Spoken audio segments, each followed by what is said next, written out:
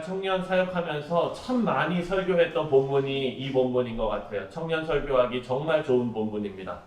오늘 이 본문 8절을 보면은요, 우리에게, 세상에서 살아가는 우리에게 큰 도전을 주고 있습니다. 마음을 뜨겁게 하는 그런 말씀입니다. 8절을 보니까 다니엘은 뜻을 정하여 왕의 음식과 그가 마시는 포도주로 자기를 더럽히지 아니하리라 하고, 자기를 더럽히지 아니하도록 환관장에게 구하니 라고 말합니다. 뜻을 정했다고 말해요. 사랑하는 성도님들, 세상 왕이 주는 음식으로 자신을 더럽히지 않겠다라고 뜻을 정하는 다니엘의 모습입니다.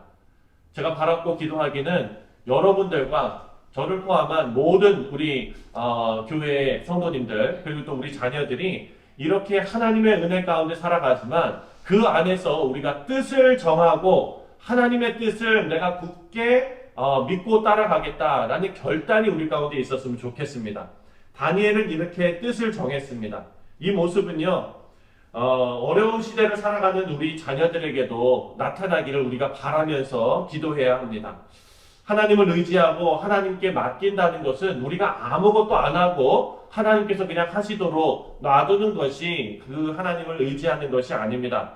하나님께서 모두 하시기를 그냥 기다리고 있다라는 의미도 아닙니다. 오히려 뜻을 정하고 하나님께서 인정하시는 길을 최선을 다하는 것이 하나님을 의지하는 길인 줄 믿습니다. 다니엘은요, 뜻을 정했어요. 포로로 끌려갔습니다. 포로의 인생이 뭘 할 수 있겠습니까? 자기가 포로인데 할 수 있는 것이 없고 시키는 대로 해야 하는 절망적인 상황인데도 불구하고 뜻을 정하고 믿음의 결단을 내립니다. 이때부터 하나님께서 역사하시는 상황이 되었습니다. 다니엘은 자기를 더럽히지 않겠다라고 결단을 했어요. 이 더럽히지 않겠다라는 이 의미는 우리가 두 가지로 해석을 할 수 있습니다. 첫 번째는 먼저 왕의 음식이 우상에게 바쳐졌던 음식을 주기 때문에 그 우상에게 바쳐졌던 음식으로 나를 더럽히지 않겠다, 나를 영적으로 더럽히지 않겠다라는 의미가 그 첫 번째입니다. 근데 사실 생각해보면 사랑하는 성도님들, 우상에게 바쳤다고 해서 그 음식이 더러워집니까? 왜냐하면 우상은 우리가 아는 대로 허상 아닙니까? 그냥 돌덩이에 지나지 않습니다. 그런데 돌덩이 앞에다가 음식 갖다 놨고 그리고 그거 먹는다고 이게 뭐 잘못될 일이 있습니까? 없습니까? 영적으로 따지면은 문제될 일이 전혀 없습니다. 왜냐하면 우상은 실제로 존재하는 것이 아니기 때문입니다. 실제로 존재하시는 실존하시는 하나님, 우리 하나님 여호와 하나님, 우리가 믿는 하나님밖에는 없지요. 우상은 그냥 허상일 뿐입니다.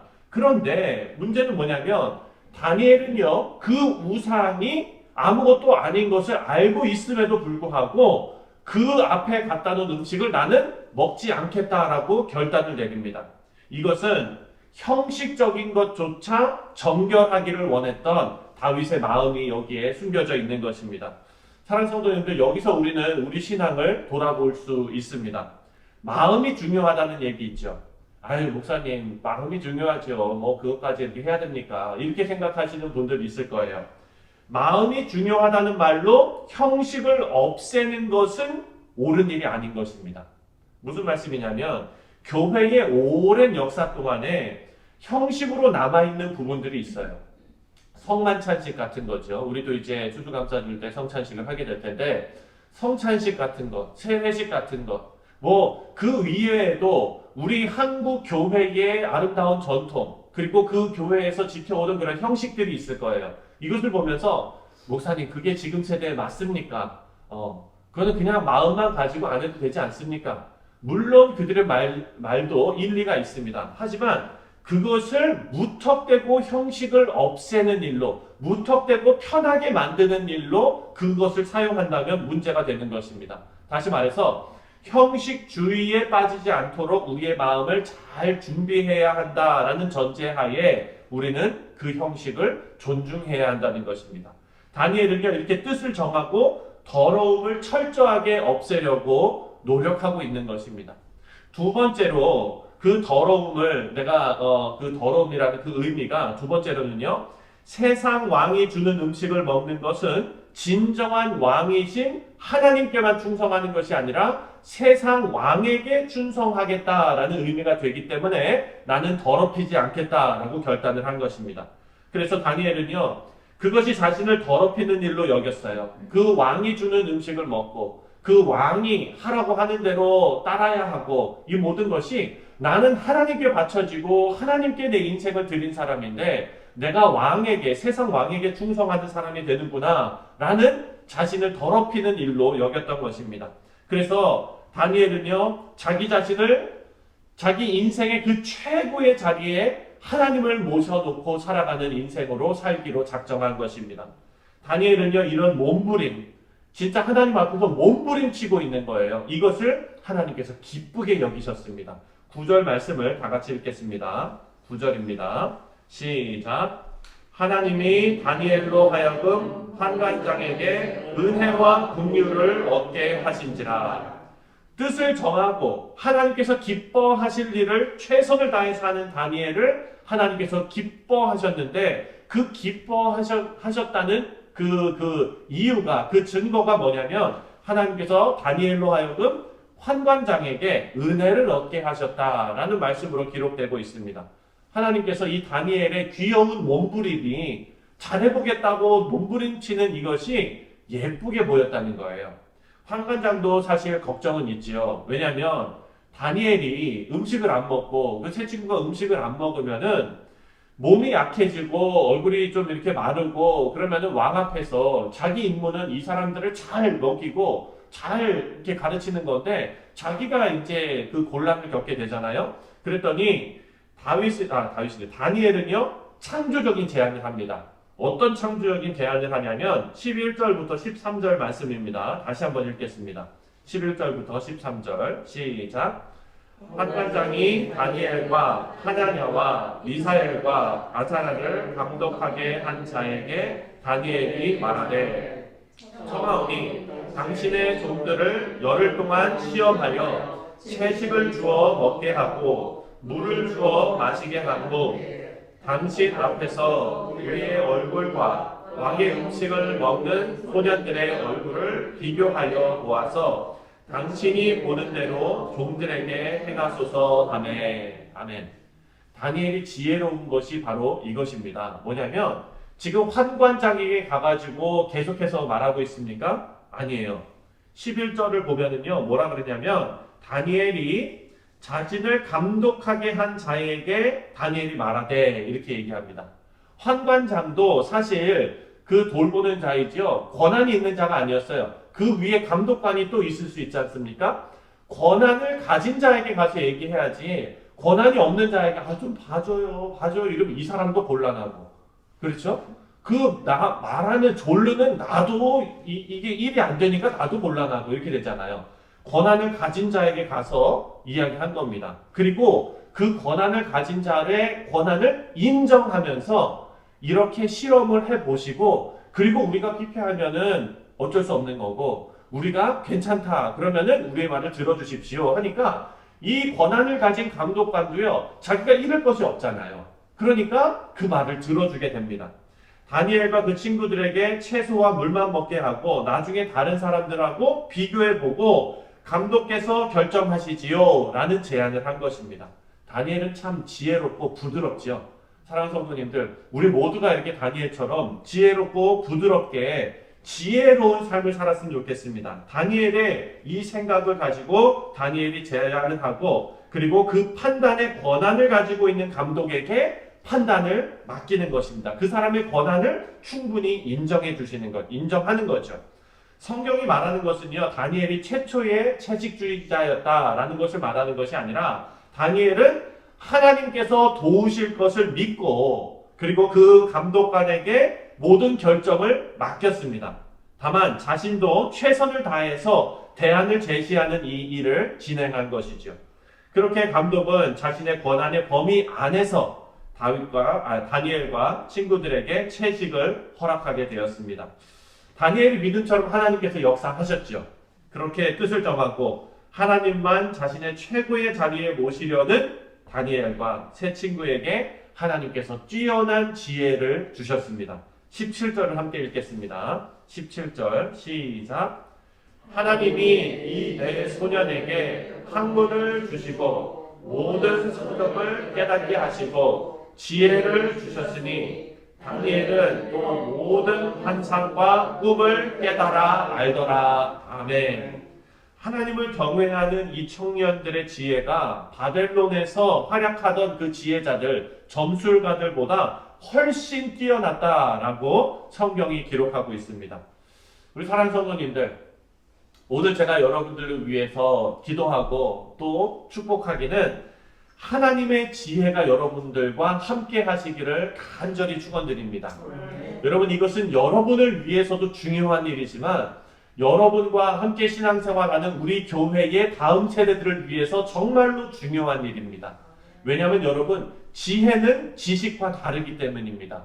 똑똑한 것과 지혜로운 것이 다르다는 것은 우리가 다 잘 알고 있습니다. 왜냐하면 여러분, 지혜는요, 하나님과 동행해 온 그 시간만큼 쌓입니다. 하나님과 교제한 그 시간만큼 쌓이게 되어져 있습니다. 그렇다면 우리 교회에서 정말 지혜로우신 분들은 누구시냐? 신앙 안에서 어른들로 서 계시는 분들이 정말 지혜로운 분들입니다. 그래서 그 지혜가 그 안에만 머물 것이 아니라 자녀들에게 흘러가야 될 줄 믿습니다. 흘러가는 방법이 있어요. 사랑하는 성도님들, 인생을 나눠주셔야 됩니다.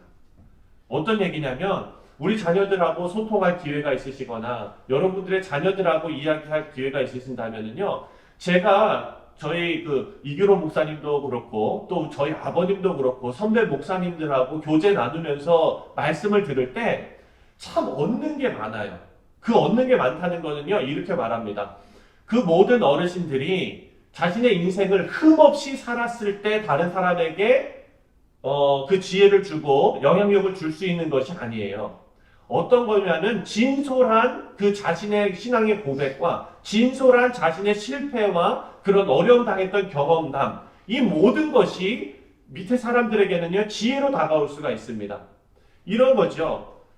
자녀들 앞에 나는 지혜를 나눠줘야 되기 때문에 내가 실패한 것, 내가 잘못한 것을 다 감추고 나를 영웅화시켜서 나는 모든 것에 성공했으니 너도 성공해야 된다라고 이야기한다면 그 자녀들이 똑똑하기 때문에 그것을 믿지 않습니다. 그렇죠? 저도 안 믿어요. 그런데 뭐라고 얘기합니까? 내가 너 나이 때 살아보다가 정말 지금 와서 계속 후회되는 부분이 있어. 내가 이렇게 했을 걸 하는 후회가 있어. 그래서 참 내가 다시 돌아간다면 이렇게 살아보고 싶어.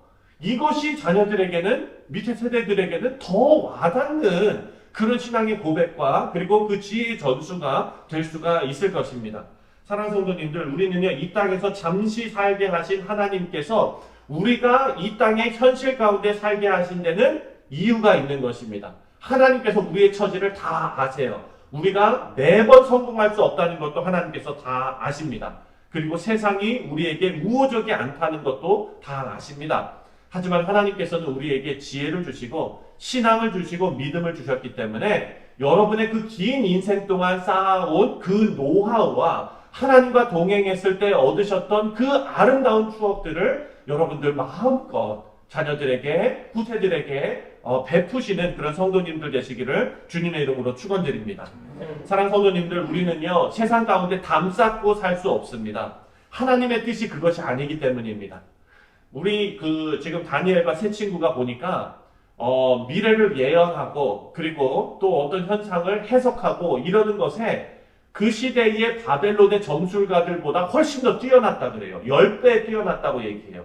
무슨 얘기냐면 지금 이 시대에 우리가 살면서 배워야 하는 것들이 너무나 많지 않습니까? 이 일을 우리가 담쌓고 사는 것이 아니라 우리 자녀들도 자녀들의 공부와 그리고 사업할 때의 그 모든 것과 그 지혜롭고 그 똑똑하고 이 모든 트렌드와 이것에 우리 자녀들도요, 잘해야 되는 거예요.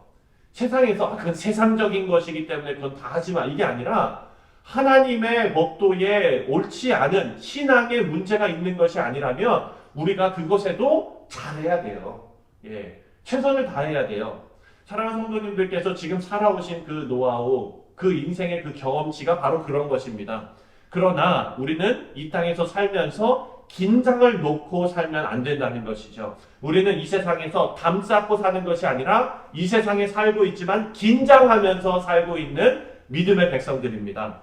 지혜롭게 채식을 유도할 정도로 자신의 신념을 마음에 바르게 간직하고 있는 자들로서 이 세상에서 배운 모든 것, 그리고 이 세상에서 살아가는 필요한 모든 것에도 최선을 다하는 인생이 되어야 될 것입니다. 무조건 배타적이 되는 것도 좋은 신앙이 아니고 무조건 받아들이는 것도 훌륭한 신앙이 아닙니다. 오직 하나님께만 충성하면서 긴장된 삶을 살아가는 것이 다니엘이 보인 삶의 모습이고 또 신약에서 우리가 살아가야 할 모습인 줄 믿습니다. 말씀을 맺습니다. 우리 사랑하는 성도님들, 하나님께서는 우리의 처지를 아십니다. 하나님께서 우리가 하나님께만 충성하고 또 하나님께서 주시는 지혜로 이 땅에서 살아가지만 이 세대를 본받지 않고 중심을 지키면서 거룩한 삶을 살기를 원하십니다. 우리 여러분이 그 삶을 살아내시기를 주님의 이름으로 축원드립니다.